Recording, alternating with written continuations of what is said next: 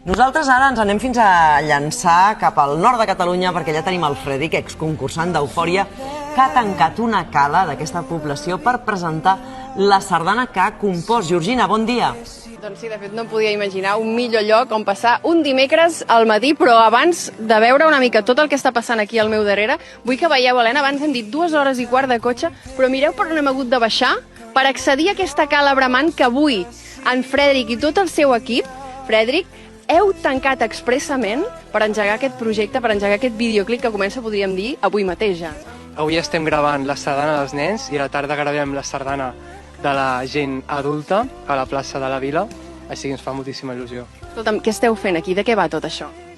La cançó es diu Sardana Pamberto, és la primera habanera sardana en català i em fa moltíssima il·lusió.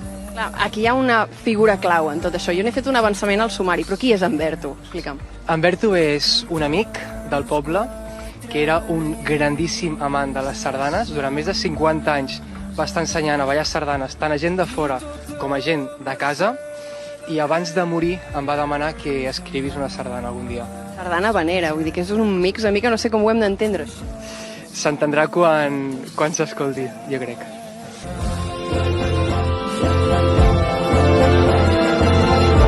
El dia 26 de juliol no us perdeu la Sardana Pamberto!